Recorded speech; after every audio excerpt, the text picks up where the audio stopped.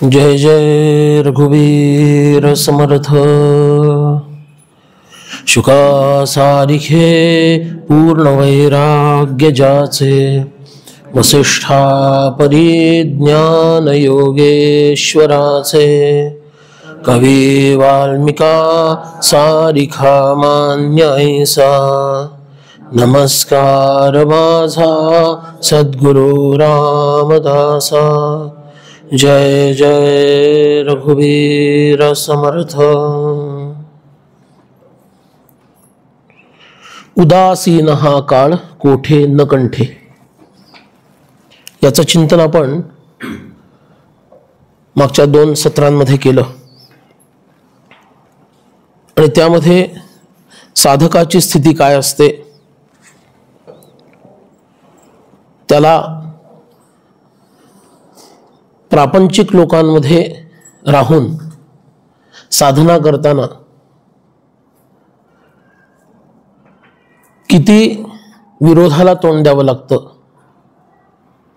किती परीक्षा त्याला पार कराव्या लागतात आणि ते करता करता त्याचं मन कधी कधी कसं उद्विग्न होतं आणि त्या उद्विग्न अवस्थेमध्ये तो भगवंताला कसं किंवा आपल्या सद्गुरूंना कशा पद्धतीनं आपलं मन मोकळं करून सांगतो, हा सगळा विचार आपण पाहत आहोत।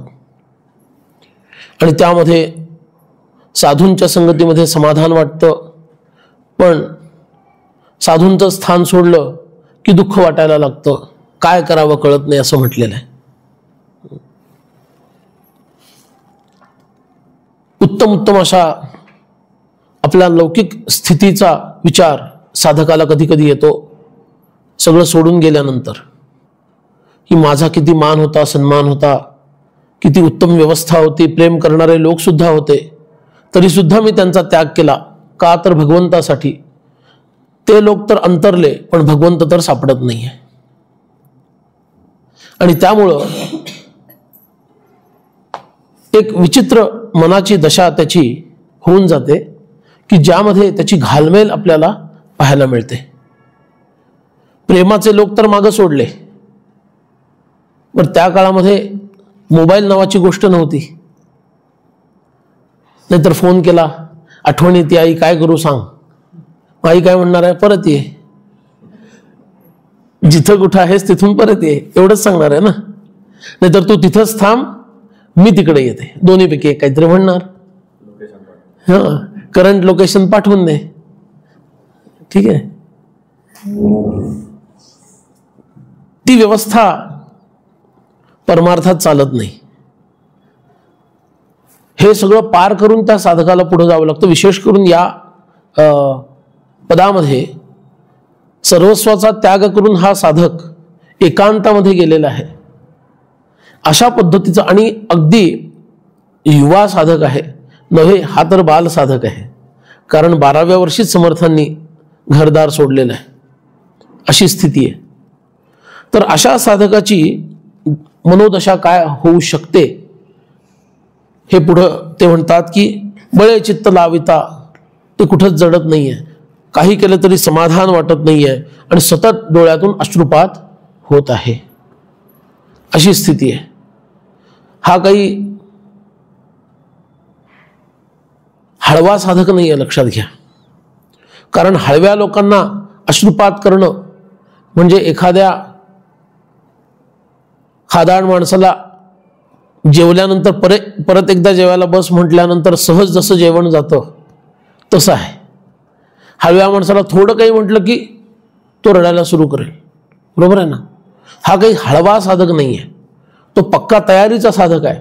पण गंमत अशी झालेली आहे की सर्वस्वाचा त्याग झालेला आहे आणि तरी सुद्धा भगवंत भेटत नाही, अशा विचित्र दशेमध्ये तो आहे। बाबा बेलसरेंनी याच संदर्भामध्ये समर्थ चरित्र व तत्वज्ञान या छोट्याशा पुस्तकामध्ये एक निबंध आहे, तो त्यामध्ये असं म्हटलं की समर्थांची अशी स्थिती झाली की त्याग तर सगळ्याचा केलाय, पण रामराय भेटत नाहीयेत आणि ते मुद्दाम भेट देत नाहीयेत, कारण अजून शुद्धी, अजून तपस्या व्हायला हवी. आणि एका नामाचाच त्यांना आधार होता, भगवंताच्या एका नामाचाच त्यांना आधार होता. आणि त्या नामाच्या आधारावरच ते आपली कालक्रमणा करत होते. आणि मग पुढे म्हणतात, अवस्थामनी लागली काय सांगो, गुणी गुंतला हे तो कोणासी मागो, बहुसाल भेटावया प्राण फुटे. त्यामध्ये आपण भरत आणि राम यांच्या भेटीचा संदर्भ बघितला होता. प्राण फुटे या संदर्भात, प्रेम उधर से चला इधर से प्राण सिधारे, दोनों ही मिल गए देह मंदिर के द्वारे. पता नहीं कब किसने किसे अपनाया. कुणी कुणाचा स्वीकार केला हे सांगणं फार अवघड आहे. भगवंताकडून प्रेम येतं, आपल्याकडून प्राण जायला हवेत. आपल्याकडून प्राण जायला लागले ते दिसले की त्याच्याकडून प्रेम यायला सुरू होतं. पण आपण सगळं व्यवस्थित सगळं प्रपंच करून उरलेल्या वेळात जर परमार्थ केला, मुळात तो परमार्थ होतच नाही. सगळं सांभाळून असतं ना, आपलं असतं सगळं सांभाळून मग परमार्थ. पुन्हा कर्तव्याची ढाल, प्रपंचाचं कर्तव्य वगैरे वगैरे हे सगळं पुढे येतं. हे साधकाचं लक्षण नाही आहे. अजून त्याची कर्माची घाटी पार झाली नाहीये म्हणून त्याला ते दिलेलं आहे.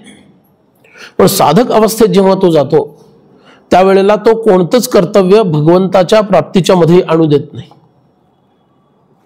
तो सदैव भगवत प्राप्तीसाठीच झटत राहतो. माझं एकमेव ध्येय काय आहे, भगवत प्राप्ती. आणि त्याच्यासाठी मग त्याची एक अवस्था अशी येते की आता प्राण निघून जातील, जर भगवंत भेटले नाहीत तर माझे प्राण निघून जातील, अशी अवस्था निर्माण होते. आणि त्या अवस्थेमध्ये त्या निर्गुण निराकार परब्रह्म परमेश्वराला सगुण साकार रूप घ्यावंच लागतं. ते सगुण साकार रूप भगवंत घेतो. त्या साधकाला जे रूप प्रिय आहे ते रूप तो घेतो आणि ते रूप घेऊन त्याच्या जवळ येतो आणि त्याची सांत्वना करतो, त्याचं मन शांत करतो. अवस्था मनी लागली हे कळेना. कोणती अवस्था माझ्या मनात लागली आहे हे कोणाला कळत नाहीये, बाहेरून समजत नाहीये.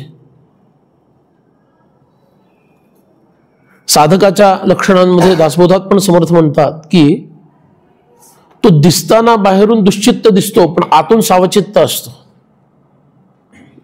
बाहेरून तो दिसताना कसा दुःखी, कष्टी, तळमळणारा, शून्यात पाहणारा.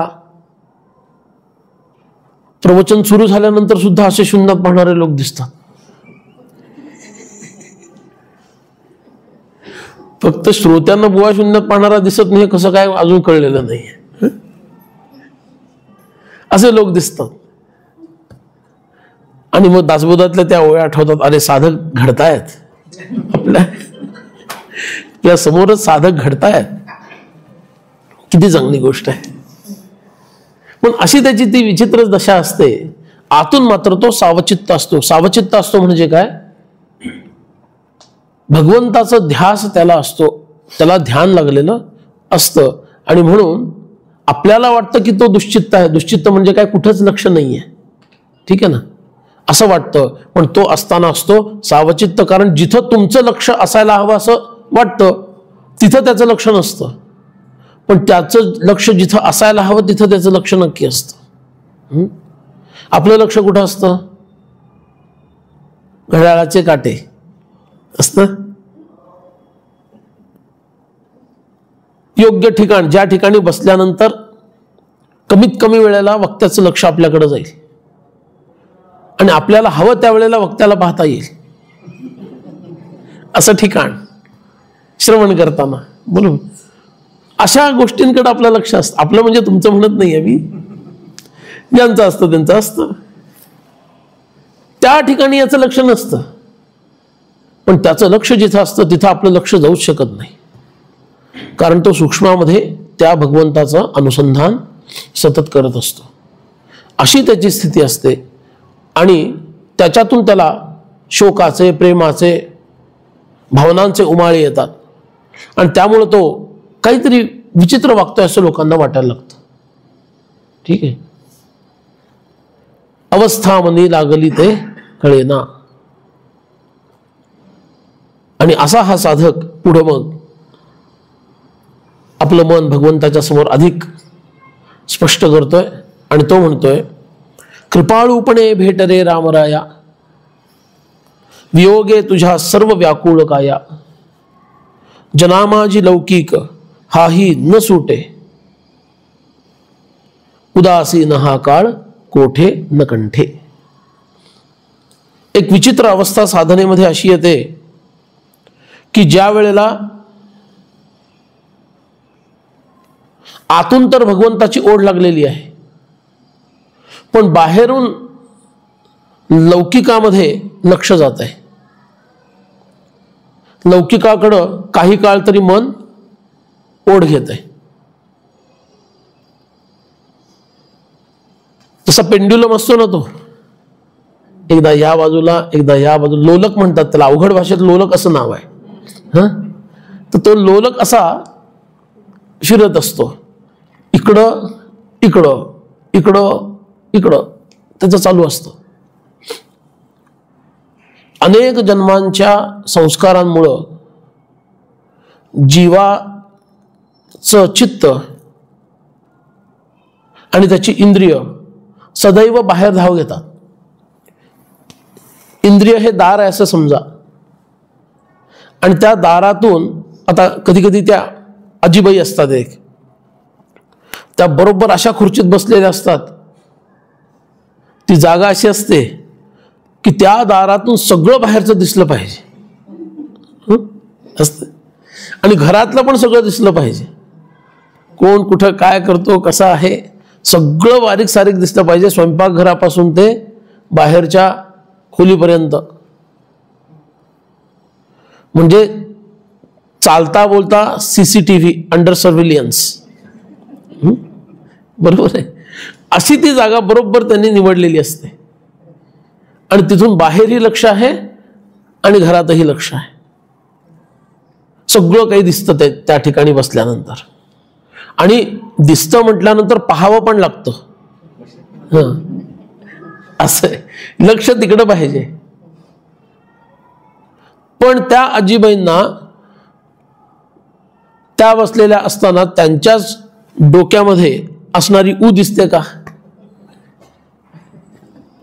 तुम्ही म्हणाल, व तुम्ही कधी बघितली? मी उदाहरण सांगतो हो, मी काही बघितली नाहीये, पण त्यांच्या डोक्यात असणारी ऊ दिसते का? नाही दिसत. का नाही दिसत? त्यांची दृष्टी ऊकडे नाहीये, त्यांची दृष्टी बाहेरच्या दिशेला आहे. तशी आपली इंद्रिय सुद्धा अनेक जन्मांच्या संस्कारांमुळे बाहेरच्या दिशेला आहे, बाह्य दिशेला धावतायत. आत कधी जातात का ती? म्हणून योगशास्त्रामध्ये एक अंग आहे 5वं, त्याला म्हणतात प्रत्याहार. प्रत्याहार, प्रति आ अधिक ऋ असा तो धातू आहे. आ म्हणजे बलपूर्वक, ऋ म्हणजे हरण करणे, च्या दिशेला नेणे, आणि प्रति म्हणजे विरुद्ध. स्वाभाविकपणे इंद्रियांची ज्या दिशेला जाण्याची प्रवृत्ती आहे त्याच्या विरुद्ध दिशेला बलपूर्वक त्यांना खेचणे म्हणजे प्रत्याहार. मग त्यांची दिशा कोणती आहे? इंद्रियांची दिशा कोणती आहे? बहिर्मुख आहे. सतत त्यांना बाहेरच जायचं आहे. आता त्यांना बलपूर्वक काय करावं लागतं? आतमध्ये ओढावं लागतं. ते आतमध्ये ओढणार कसं? त्याच्यासाठी मन आणि बुद्धी ही जोडगोळी अत्यंत बलवान करावी लागते. मन आणि बुद्धी ज्याची ही जोडगोळी बलवान बनते तोच इंद्रियांना आत खेचू शकतो. मारुतीरायांनी ज्या वेळेला लंकेमध्ये अनेक चित्रविचित्र अवस्थांमध्ये झोपलेल्या स्त्रियांना पाहिलं, सीतामाईंचा शोध घ्यायचा होता त्यांना, चित्रविचित्र अनेक स्त्रियांना पाहिलं आणि त्यांच्या मनात शंका निर्माण झाली की अरे आपला हा ब्रह्मचर्य आश्रम खंडित झाला की काय. तेव्हा त्यांनी चिंतन करताना एक सुंदर श्लोक सांगितला स्वतःच्या स्वतःलाच. आणि ते म्हणतात मनोही हेतु सर्वेषां इंद्रियाणां प्रवर्तने शुभाशुभाश्वस्थासु तच्चमे सुव्यवस्थितम्. मनोही हेतु सर्वेषां इंद्रियाणां प्रवर्तने, इंद्रियांना प्रवृत्त करणारं, प्रचोदित करणारं, प्रेरणा देणारं, क्रियान्वित करणारं किंवा क्रिया करायला प्रवृत्त करणारं कोण आहे? मनच आहे. मनामुळेच हे सगळं घडतं. आणि इथं मन याचा अर्थ अंतःकरण, मन, बुद्धी, चित्त, अहंकार सगळे, फक्त मन असं नाही. मनोही हेतु सर्वेषां इंद्रियाणां प्रवर्तने, सर्व इंद्रियांना म्हणजे 5 ज्ञानेंद्रिय, 5 कर्मेंद्रिय, या 10 इंद्रियांना प्रवृत्त करणारं कोण आहे? मन आहे. आणि हनुमान स्वतःलाच दिलासा देतात. ते म्हणतात शुभाशुभाश्वस्थासु, शुभ अवस्था असो अथवा अशुभ अवस्था असो, मनच हे सगळं करतं. तच्चमे सुव्यवस्थितम, हे माझं मन आता जर पाहिलं तर अशुभ अवस्था, तर या अशुभ अवस्थेमध्ये सुद्धा माझं मन अत्यंत व्यवस्थित आहे. व्यवस्थित आहे म्हणजे काय? वेल कंट्रोल्ड. ठीक आहे, माझं मन वेल कंट्रोल्ड आहे, नियंत्रणात आहे. आणि म्हणून हनुमान तुझं व्रत भंग झालेला नाही असं हनुमान स्वतःला समजावून सांगतात. त्यामुळं इंद्रियांवर काम करावं लागतं, मनबुद्धीवर काम करावं लागतं. आणि हे काम करता करता करता मग आपण त्याच्यावर विजय मिळवू शकतो. म्हणून कबीरांनी म्हटलेलं आहे की मन जाता तो जाने दे, मत जाने दे शरीर. जसं श्रवण करताना होतं बऱ्याच वेळेला, कान जाता तो जाने दे, मत जाने दे शरीर. होतं ना असं, बऱ्याच वेळेला होतं. बरोबर. मन तिकडं जातं, मग कान पण तिकडं जातो. काय चाललेलं आहे? जे ऐकायला हवं तिकडं सहसा लक्ष जात नाही, पण जे ऐकायला नको तिकडं पहिल्यांदा लक्ष जातं. खरं आहे ना? मन जाता तो जाने दे, मत जाने दे शरीर. आता हे म्हणताना मन तर गेलेलं आहे, पण शरीर जाऊ द्यायचं नाही किंवा इंद्रियांना तिकडं प्रेरित करायचं नाही. याची जबाबदारी कोणाची? बुद्धीची. बरोबर.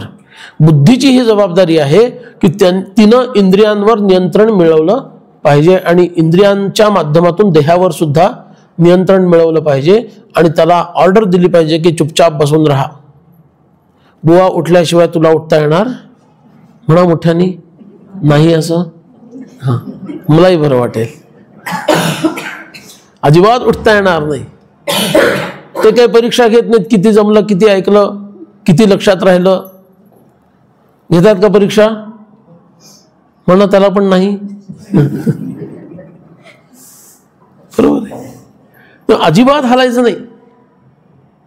हे मनाचं जर चांचल्य बुद्धीनं नियंत्रित झालं तर हळूहळू साधनेची पकड मजबूत व्हायला लागते. त्यामुळे कुठल्याही प्रक्रियांमध्ये पारमार्थिक 2 पद्धतीनं काम होतं.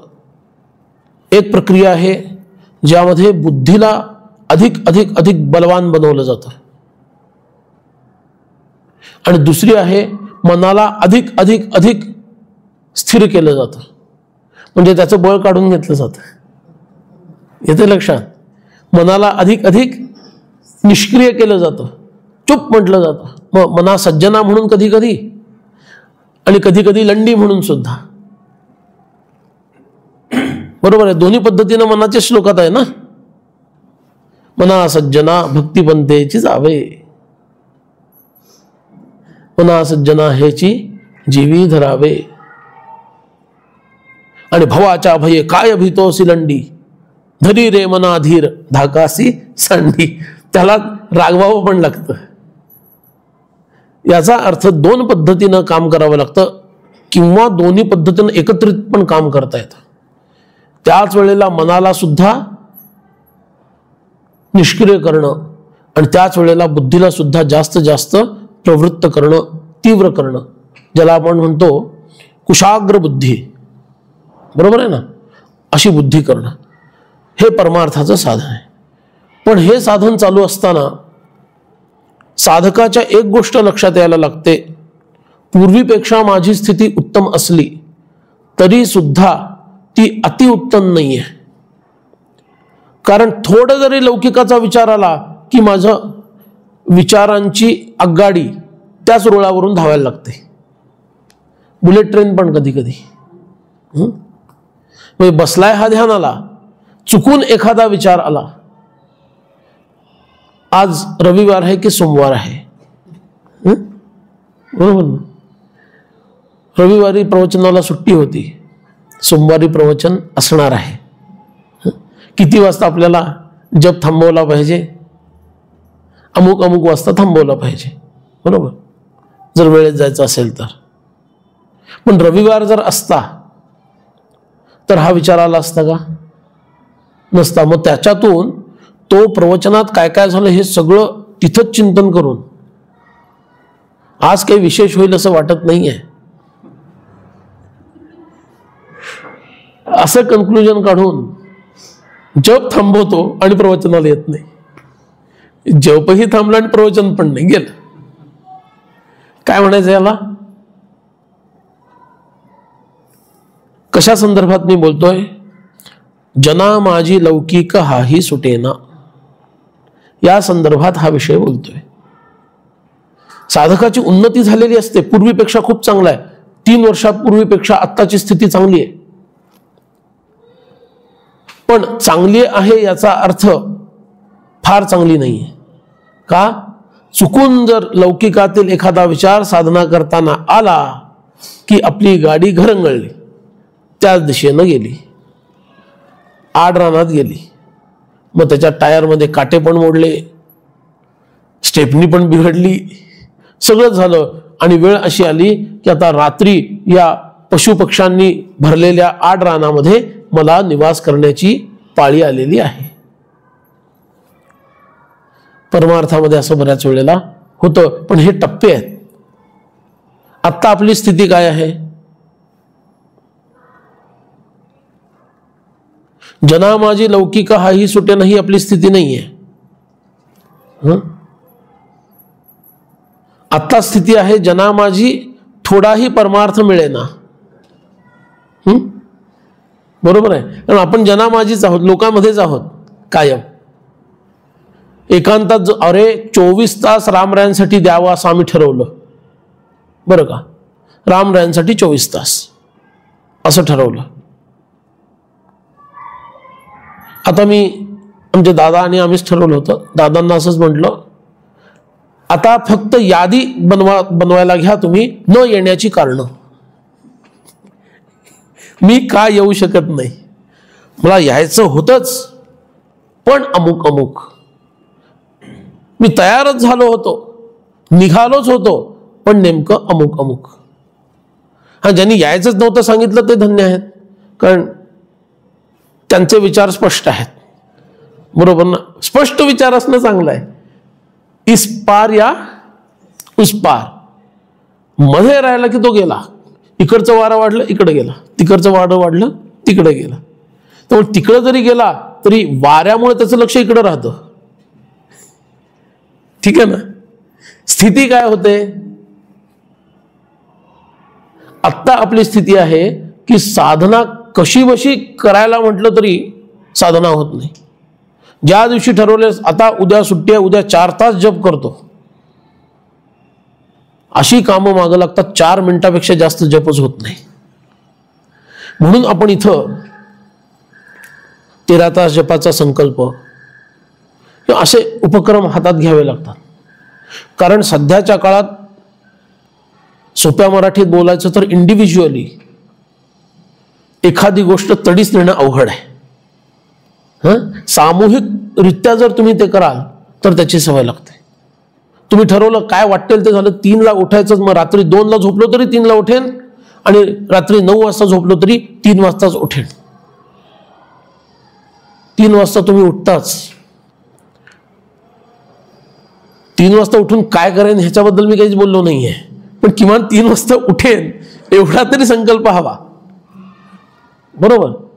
पण हे ठरवलं तर ते होणार आहे. मग ते एकट्यानं होत नाही. मग 10 लोकांनी ठरवलं की आपण असं असं करूया आणि ह्या माध्यमातून आपल्या आपल्या ठिकाणी जपाला बसत जाऊ, दुसऱ्या दिवशी कळवत जाऊ, किंवा मग अशी लिंक हल्ली ते पण असतं. मग लोकांना वाटतं की yes I can do it. एकत्रित बसलो तर होतं. हळूहळू त्या गोष्टी जमायला लागतात. इथं साधकाची अवस्था काय आहे, त्याला 1 मिनिटासाठी जरी लौकिकाचा विचार आला तरी ते असह्य वाटतं. 1 मिनिटासाठी साधना तो 24 तास आहे, सतत साधनेमध्येच आहे. 1 मिनिटासाठी चुकून कुठला तरी लौकिकाचा विचार जर त्याला येऊन गेला ना, त्याला वाटतं अरे रे काय चाललंय माझं, किती वेळ मी फुकट घालवला.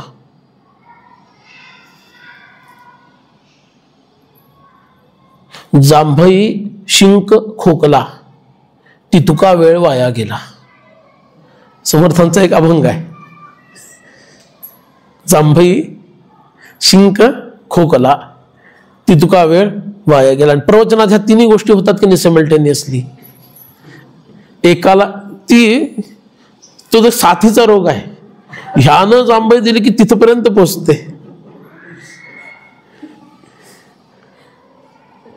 तर स्टेडियम असतो का क्रिकेटचं, फुटबॉलचं स्टेडियम, तिथं तो एक जोश आलेला असतो त्या लोकांना, म्हणजे खेळाडूंपेक्षा ह्यांनाच जोश जास्त असतो. त्याच्यामध्ये ते अशा काही हालचाली करतात की अशा लाटा लाटा येत आहेत, बरोबर ना.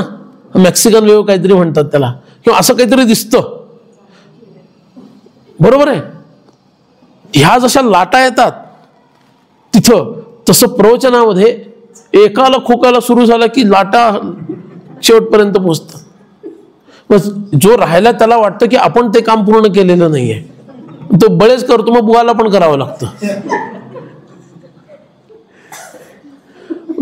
विषय आहे खूप गंभीर, पण फार गंभीर बोललो तर उद्या यायचे लोक नाहीत, म्हणून हे सगळं सांगावं लागतं.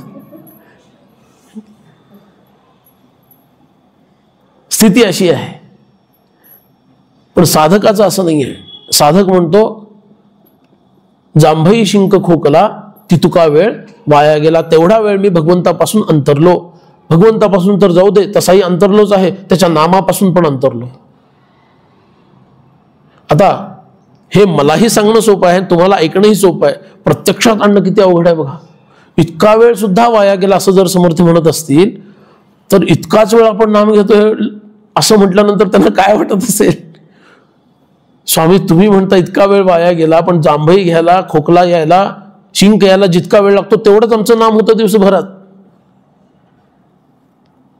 काय करावं. म्हणून समर्थ म्हणतात जना माझी लौकिक हाही सुटेना. हाही म्हटलेला आहे, मग आणखी काय सुटत नाहीये. जना माझी लौकिक हातो सुटेना असं म्हणता आलं असतं. हाही सुटेना म्हटलंय, हा लौकिक ही सुटत नाहीये. मग आणखी त्याच्याबरोबर काहीतरी आहे ना, तेही सुटत नाहीये. ते काय आहे.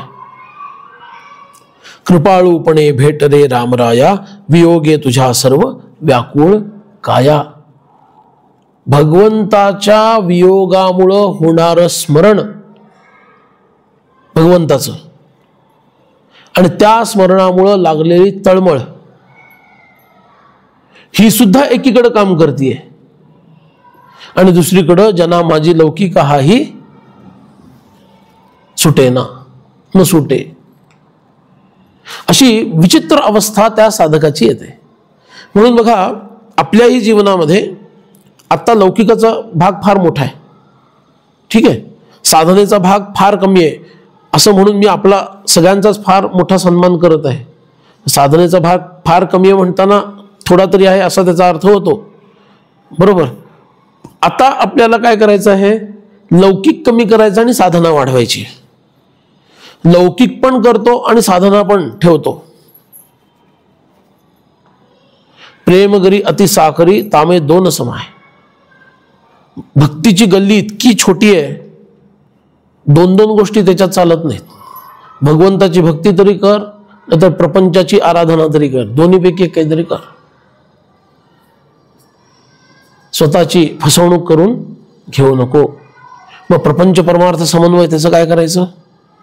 त्याचा अर्थ इतकाच आहे की भक्ती कर, ती करता करता एवढं सांभाळ.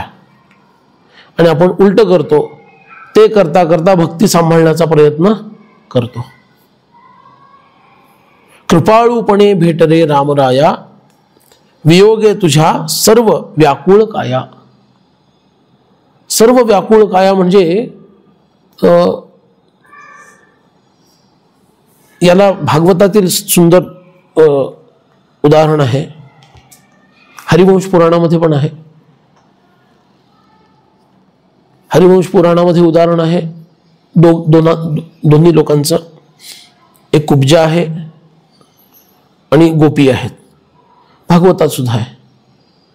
तर भगवंतानी कात्यायनी व्रत करणाऱ्या गोपींना शिक्षित केलं, कारण त्या निर्वस्त्र स्नान करत होत्या आणि त्यातला दोष दाखवला आणि त्यांना उपदेश केला की असं करत जाऊ नका.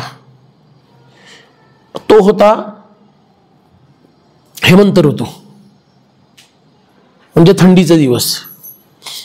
थंडीच्या दिवसात पहाटे स्नान करत होत्या नदीत जाऊन. बादली घेतली नव्हती, गिझर घेतला नव्हता, तशा स्नान करत होत्या. आणि भगवान म्हणाले तुमचं व्रत सफल करेन शरद ऋतूमध्ये येणाऱ्या. मग त्या शरद ऋतूपर्यंत त्यांची जी अवस्था होती ही अशीच अवस्था होती. समर्थांची जी अवस्था आहे इथं तशीच अवस्था होती. आणि ज्या वेळेला भगवान भेटले त्यावेळेला त्या गोपींनी भगवंताचे चरण आपल्या मस्तकापासून चरणापर्यंत ठेवून घेतले, असं वर्णन आहे. संपूर्ण देह असा काहिलीसारखा भाजत होता, तापलेला होता त्या गोपींचा. कशामुळं? विरहानल असा शब्द वापरतात. काय वापरतात? विरहानल. विरहानल म्हणजे काय? अनल म्हणजे अग्नी. विरह रूपी अग्नीनं त्यांचा संपूर्ण देह संतप्त झाला होता, सर्व गोपींचा. भगवंताच्या विरहामुळं जवळजवळ 10 महिने किंवा 8 महिने म्हणून. आणि त्यामुळं भगवंत तर आपला शब्द कधी चुकू देत नाही, कधीच शक्य नाही. भगवंतानी जेव्हा त्यांना भेट दिली प्रत्येकीसाठी एक झाले, इंडिव्हिज्युअल. इतके रूप धारण केली, जितक्या गोपी तितके भगवान. आता ह्याच्यातला खरा कोण आणि खोटा कोण? सगळेच खरे आहेत ना, खोटा कुठून मिळणार आहे? पण त्यांनी त्या अशा झोपल्या आणि भगवंताचे चरण आपल्या हातात घेऊन मस्तकापासून सर्व अंगांना स्पर्श करत करत करत चरणांपर्यंत नेला. आता हा इतके मोठे जे भक्त आहेत त्यांनाच हा अनुभव आहे. तुमच्या आमच्यासारख्यांना काय आहे? आपल्याला थंडीमध्ये शेकोटीचा अनुभव आहे.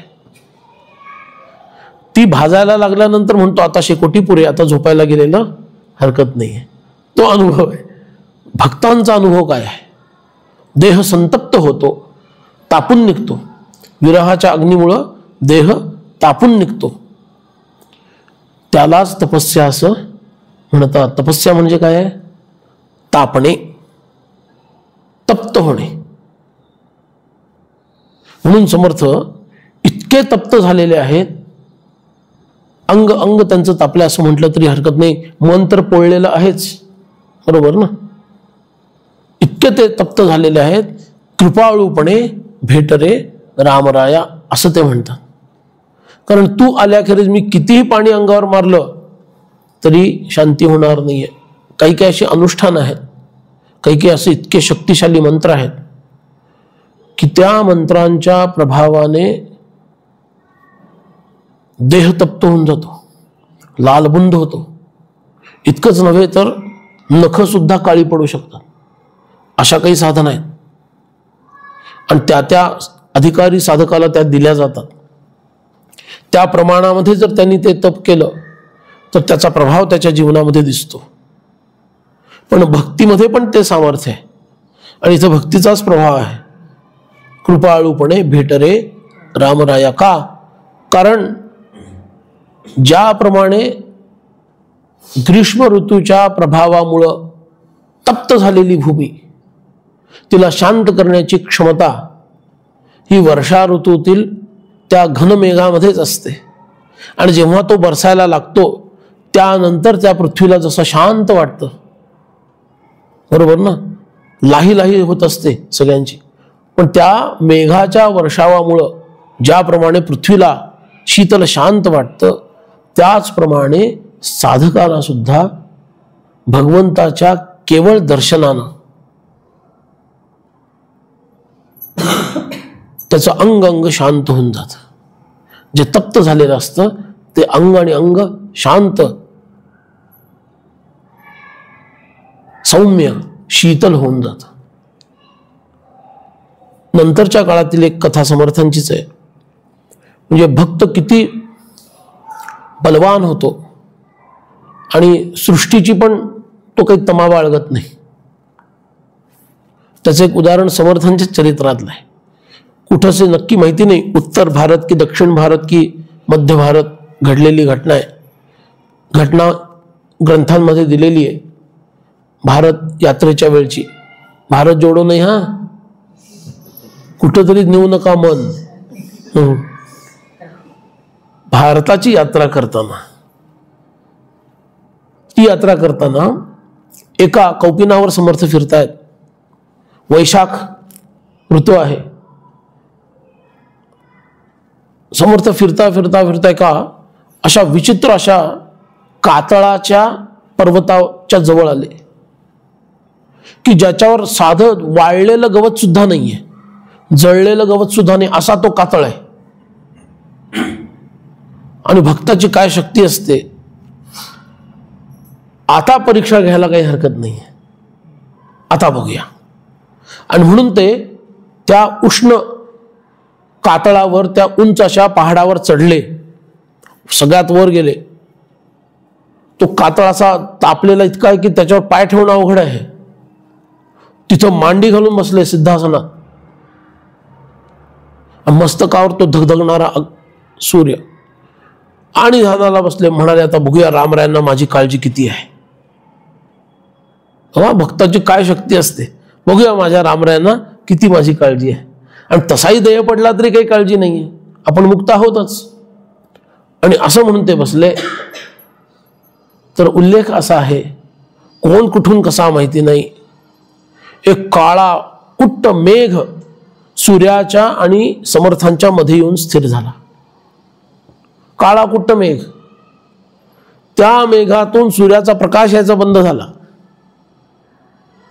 आणि नंतर तो धो धो धो धो धो धो पडायला लागला आणि यांच्या देहावरती वर्षाव झाला. आणि सगळी ती भूमी म्हणजे तो पर्वत शीतल शांत झाला. समर्थांनी डोळे उघडले, वर पाहिलं, त्या मेघामध्ये अत्यंत प्रेमाने रामराय त्यांच्याकडं पाहतायत असं दिव्य रूप समर्थांना त्या मेघातलं दिसलं.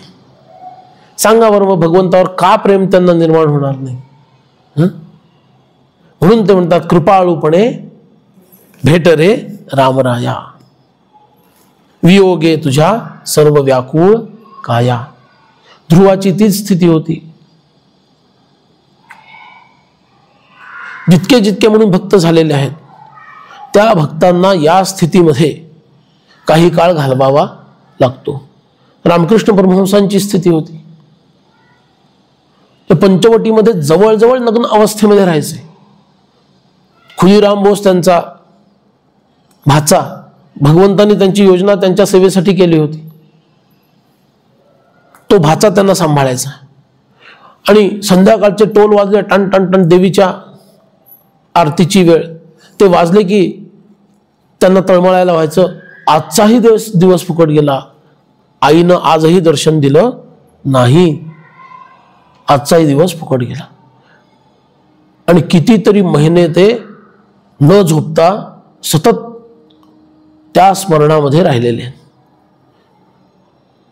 जेव्हा या महापुरुषांचं जीवन बघतो आणि आपल्याकडे आपण बघतो,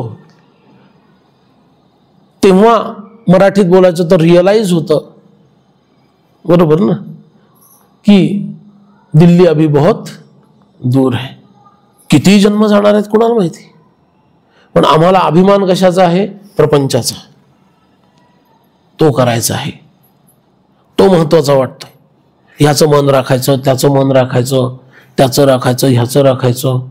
आणि असं राखता राखता भगवंताच्या मनाचा कोणीच विचार करत नाही.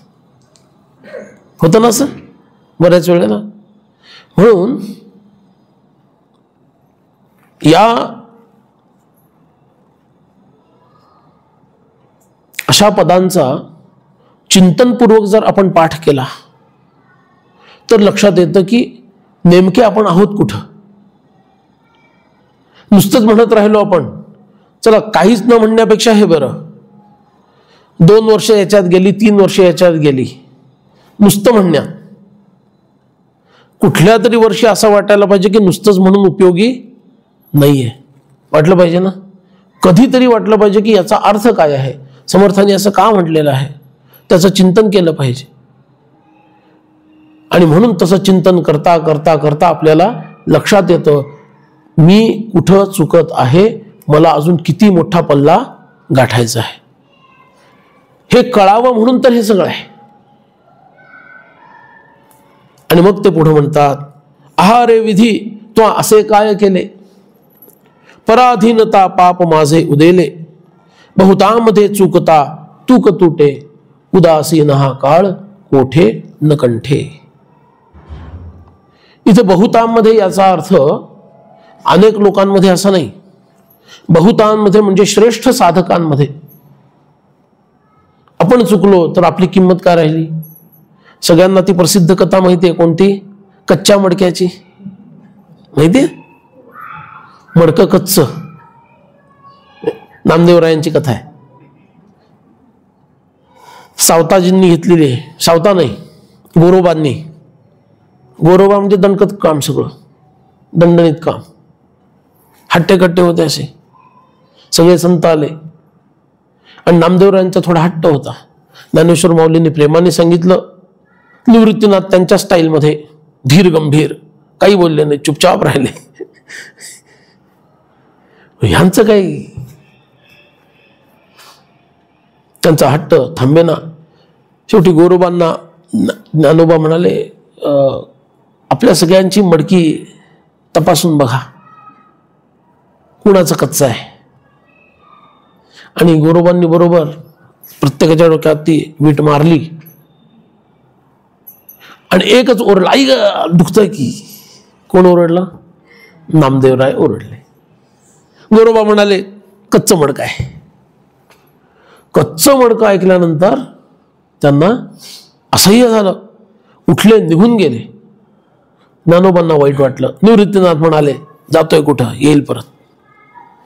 संतांमध्ये सुद्धा भावाभावामध्ये भेद असतो. भाव म्हणजे भाऊ भाऊ नाही, भावाभावामध्ये असं म्हटलं मी.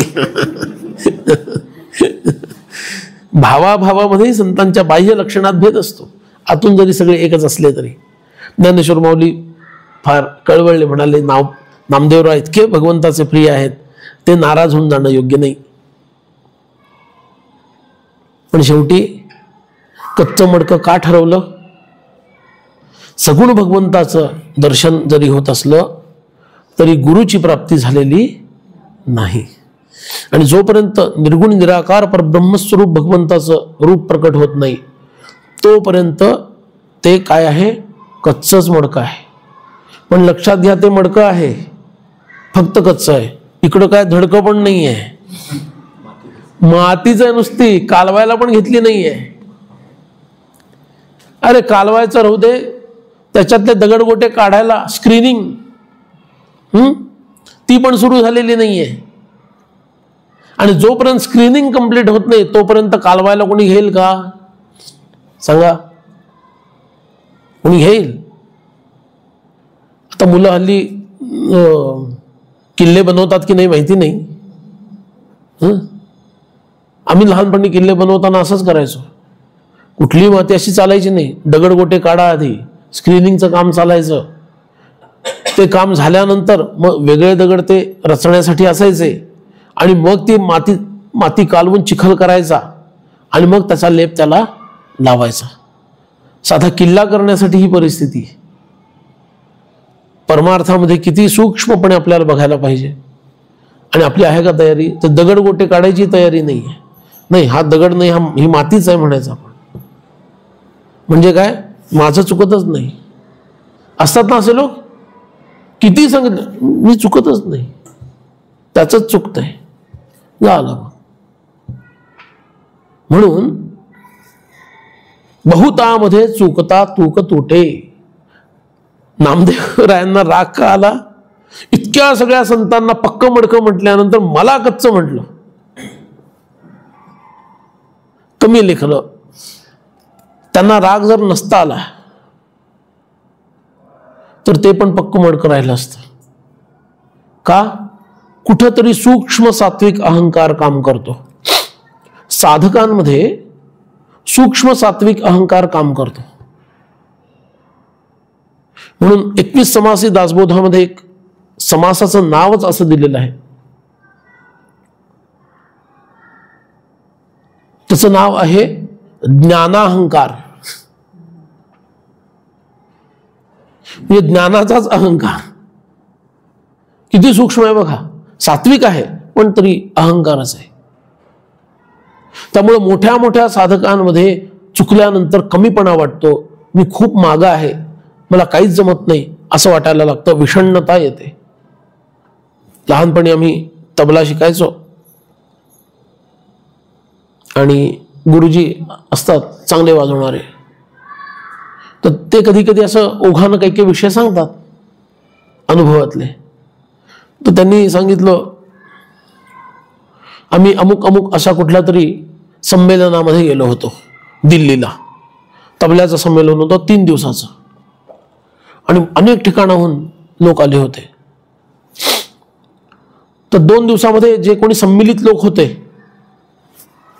त्यांनी वादन प्रस्तुत करायचं आणि तिसऱ्या दिवशी जे ख्यातनाम तबला वादक आहेत मोठे मोठे, त्यांचं वादन तुम्हाला ऐकायला मिळणार. समोरासमोर तुमचं भाग्य. असा तो कार्यक्रम होता. त्यांनी सांगितलं 3 दिवस ते आमचे असे गेले, 2 महिने तबल्याला नंतर हात लावला नाही. त्यांनी स्वतःचा अनुभव सांगितला. काय झालं काय? अरे एक एक काय तयारीनं वाजवतो, काय विद्या त्याला प्राप्त आहे, काय अधिकार त्याचा त्या कलेमध्ये आहे, आपण कुठंच नाही. मला वाटतं 10 लोक छान म्हणतात, काय बुवांचा आवाज, काय प्रवचन सांगतात, काय कथा सांगतात. मला काय वाटतं, वा वा वा किती छान. आणि मग एखादा भारीतला 5 मिनिटात दांडी उडवून जातो. 5 मिनिटात. का असं होतं? त्याची तयारी तेवढी आहे. त्यांनी सांगितलं 2 महिने तबला रोज बघायचो, लांबूनच नमस्कार करायचो. म्हटलं ह्या जन्मात कितीही कुठलं तरी त्यांच्या अर्ध पण व्हायचं नाही. कशाला वाजवायचा मग तबला? मग तो प्रभाव थोडा कमी कमी होत जातो. म्हणाले 2 महिन्यानंतर परत वाजवायला घेतला. आणि हे फक्त संगीतात नाही आहे, सगळ्याच क्षेत्रात आहे. एक एक असे तयारीचे असतात की वाटतं बास ह्याच्या पलीकडे काही नाही आहे, आपल्याच्यानं व्हायचंच नाही आहे, कशाला हात घालायचा याच्यामध्ये, इतकं ह्यांनी आधीच करून ठेवलंय, आपण काय करणार ह्याच्यात वेगळं अजून. असतं ना असं. बहुतामध्ये चुकता तूक तुटे. पण तरी सुद्धा ह्या प्रसंगांना सामोरं जाऊन साधकाला पुन्हा हिरिरीनं उभं राहावं लागतं. तो प्रसंग मुद्दाम आणला जातो तुमच्या जीवनामध्ये. म्हणजे तुम्हाला जो एक कॉम्प्लेक्स झालेला असतो ना, मी किती छान, मी किती छान. तुम्हाला म्हणजे आपल्या सगळ्यांनाच, मी किती छान, माझी साधना किती छान सुरू आहे, जे काही असेल ते, तो कॉम्प्लेक्स मोडण्यासाठी त्याची गरज असते. भगवंत बरोबर त्याची योजना करतो. उदाहरण आहे ना ते, नारद मुनी भगवंताकडे गेले आणि भगवंताकडे गेल्यानंतर म्हणाले की देवा मी अखंड नाम घेत असतो, तर माझ्यापेक्षा अधिक प्रिय कोणी तुला भक्त आहे का? म्हणजे प्रश्न विचारण्याची पद्धत बघा. तुला सगळ्यात प्रिय भक्त कोण हा प्रश्न नाही आहे. काय कॉन्फिडन्स लेवल आहे. माझ्यापेक्षा कोणी अधिक प्रिय भक्त आहे का तुझा? असं पण असायला पाहिजे ना. भगवंत म्हणाले तुला दृष्टी देतो, म्हणाले अमुक अमुक ब्रह्मांडातील अमुक अमुक, पृथ्वीवरच्या अमुक अमुक, अशा भारतवर्षामध्ये अमुक अमुक ठिकाणी हा एक गरीब शेतकरी आहे म्हणाले, हा मला सगळ्यात प्रिय आहे. माझ्यापेक्षाही? म्हणे हो, तुझ्यापेक्षाही प्रिय आहे. बापरे, हे काय आता कसं काय? तो गेला, भेटलं, त्याच्याशी चर्चा केली, काही खास नाही याच्याकडे असं काही, असं वाटलं आणि नारद परत आले. देवा, त्याच्याकडे काही असं काही खास नाहीये, का बरं तो तुला जास्त प्रिय आहे? अरे इतकं सगळं काम करताना सुद्धा तो अखंड नाम घेत राहतो म्हणून तो प्रिय आहे. मग मी तर तुमचं नाव अखंडच घेत असतो. ते म्हणाले याचं उत्तर तुला जनक देईल, त्याच्याकडे जा. जनकांकडे आले. जनकांनी स्वागत केलं. इतके मोठे तुम्ही, साक्षात नारायण स्वरूपच तुम्ही, नारायण नाम घेता म्हणजे नारायण स्वरूप, तुम्हाला वंदन आहे वगैरे वगैरे. आणि त्यांनी विचारलं त्या शेतकऱ्याला इतकं महत्व भगवंत का देतो, मला कळत नाहीये. ते म्हणाले जरा आश्चर्यच आहे, मलाही वाटतं, पण एक काम करू म्हणाले, इफ यू डोंट माइंड, मी आत्ता अनुष्ठानाला बसतोय, हे तेलानं भरलेलं एक पात्र आहे. हे पात्र फक्त आता तुमच्यासारख्या साधूंना हे सांगणं चुकीचं आहे, माझ्यासारख्या राजानं, पण फार महत्वाचं आहे म्हणून द्यायला पाहिजे. आपण जर देऊन याल पलीकडच्या कक्षामध्ये, इथं कोणी दास दासी पण दिसत नाहीये, तर कृपा होईल. करतो, पण नंतर उत्तर देणार ना? हो देणार. हा मग करतो. आणि ते अगदी एक थेंबही पडू न देता कसं बसं त्यांनी ते तिथं नेऊन ठेवलं. आले, म्हणाले झालं काम, ठेवलं, आता दे उत्तर म्हणाले. म्हणाले पात्र नीट ठेवलं, एकही थेंब नाही सांडला? नाही सांडला. नारायण किती वेळा म्हणालात?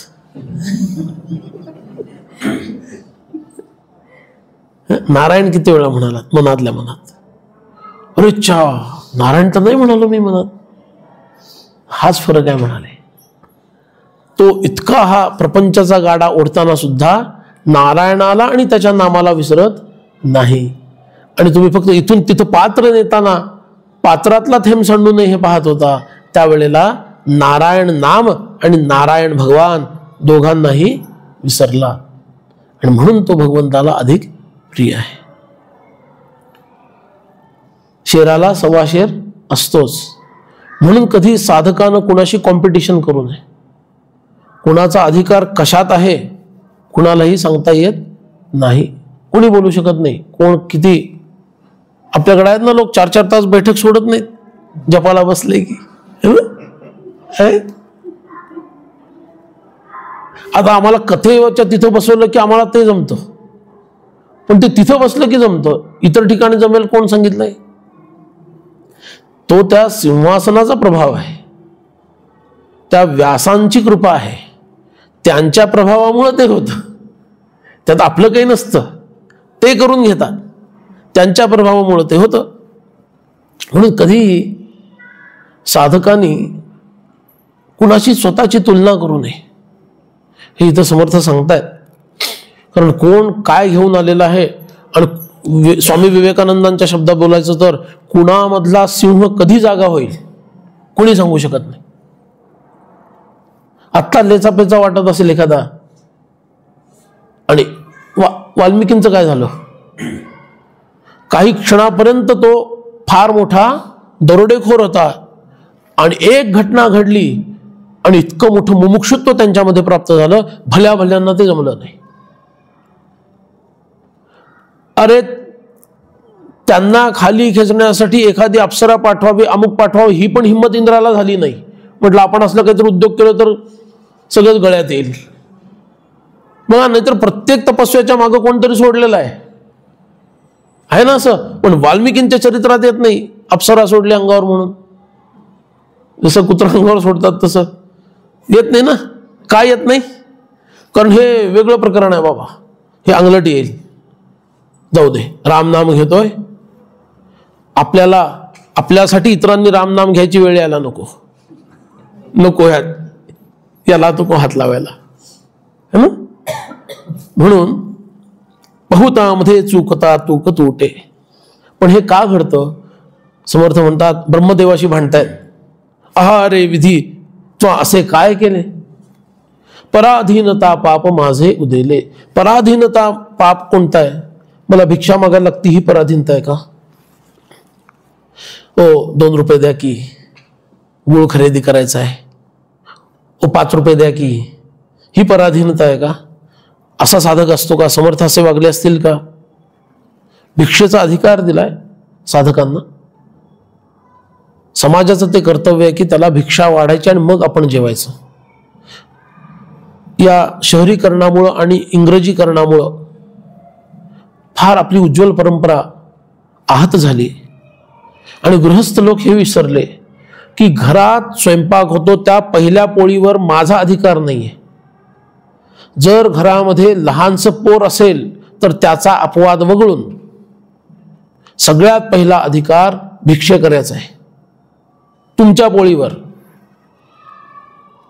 हिंदू धर्मशास्त्र असं सांगतं, तुम्ही घरात जे पहिलं पक्वान्न बनवाल, भात असेल अजून काही असेल, त्याच्यावर पहिला अधिकार त्या भिक्षे करायचा आहे. त्याला वाढा. त्याच्या अधिदेवतांचा आहे, पशुपक्ष्यांचा आहे. काकबली, गोग्रास, ग्रास म्हणजे घास, गाईला द्यायचा घास, गाईंचा अधिकार आहे. पशुपक्ष्यांचा आहे, त्यांना वाढा.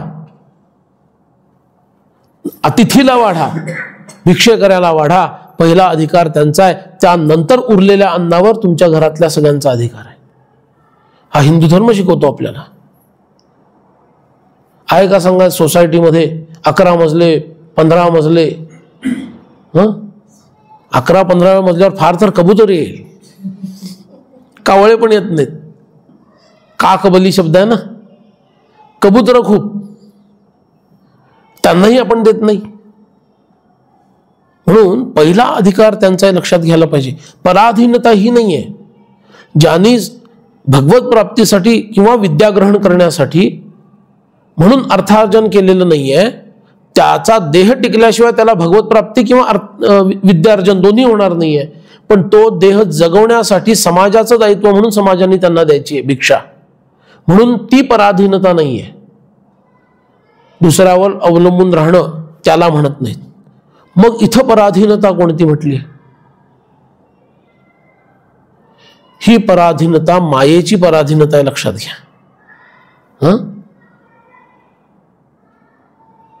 स्वातंत्र्य, मोक्ष म्हणजे काय? मोक्ष, च्यापासून मुक्त होणं म्हणजे मोक्ष आहे, बरोबर ना? मुक्त होणं म्हणजे स्वातंत्र्य. या स्थूल देशामधलं, त्या स्थूल देशाला स्वतंत्र करण्यासाठी स्वातंत्र्यवीरांनी किती आहुती दिली ना. हे तर सूक्ष्मातलं स्वातंत्र्य आहे. It is even more challenging. आणि ह्या स्वातंत्र्यासाठी तुम्हालाच लढावं लागतं. टिळक आले म्हणून आम्ही स्वतंत्र झालो, आम्ही लढलो काय? नेताजी आले म्हणून आम्ही स्वतंत्र झालो, आम्ही लढलो का? सावरकर आले म्हणून आम्ही स्वतंत्र झालो, आम्ही लढलो का? नाही लढलो. त्यांच्यामुळे आम्ही स्वतंत्र झालो.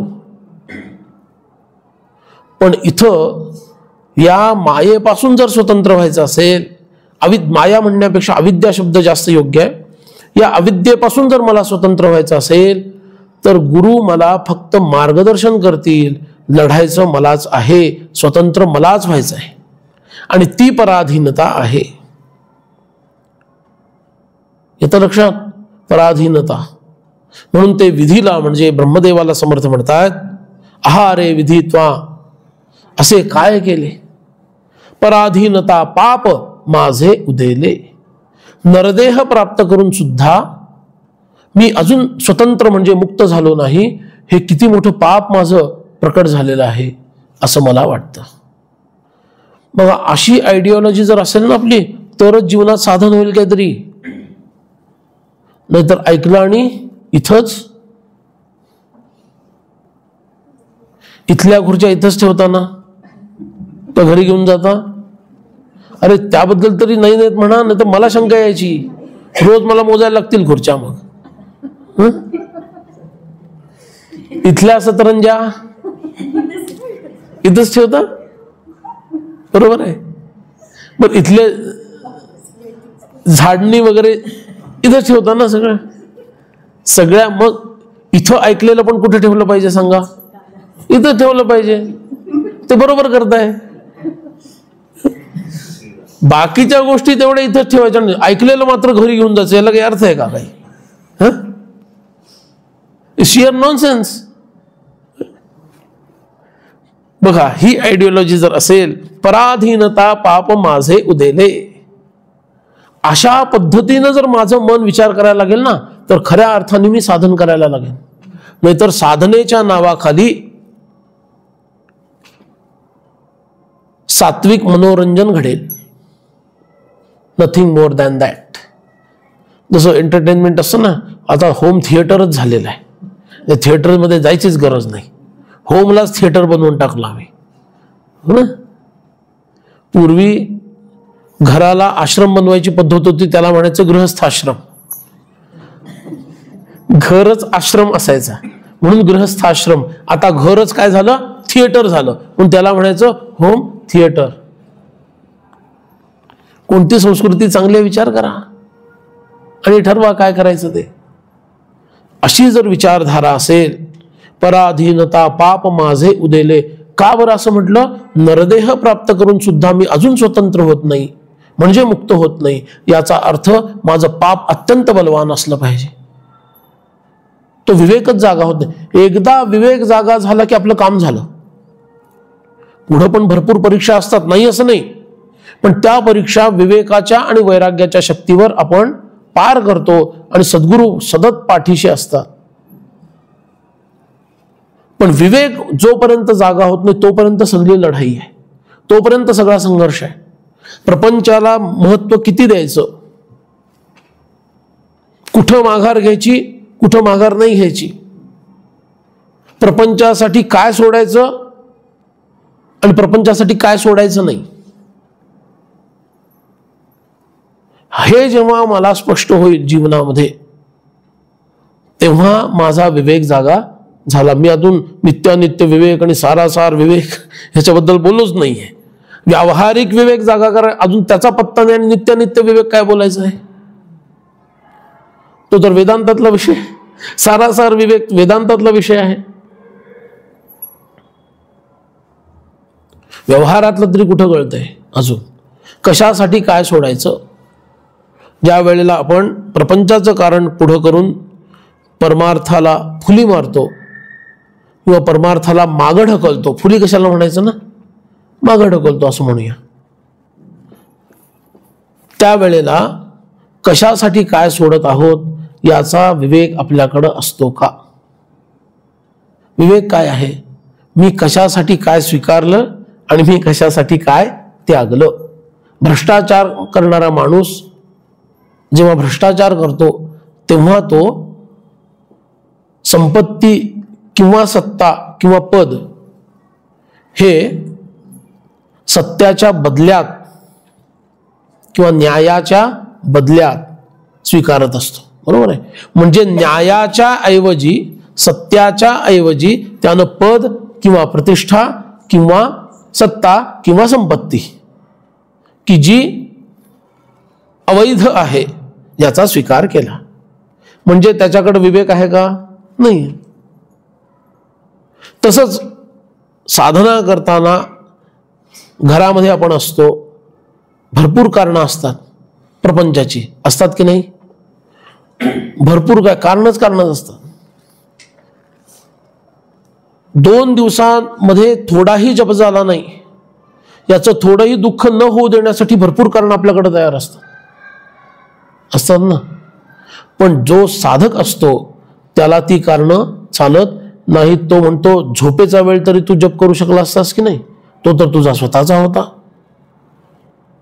पण आपण म्हणतो नाही, झोप बिघडली तर दुसरा पुढचा दिवस परत बिघडणार. तो बिघडला की त्या दिवशी होणारं साधन पण नाही होणार. आणि हेही होत नाही आणि तेही होत नाही. म्हणून पराधीनता पाप माझे उदेले याचा सतत स्मरण जर आपल्या चित्तामध्ये दृढ झालं तर आपण सुद्धा कालपर्यंत जेवढी साधना करत होतो त्याच्यापेक्षा अधिक प्रमाणामध्ये आणि अधिक तीव्रतेनं, इंटेन्सली ही स्पिरिच्युअल प्रॅक्टिस करायला लागू. आपलं होतं काय आहे,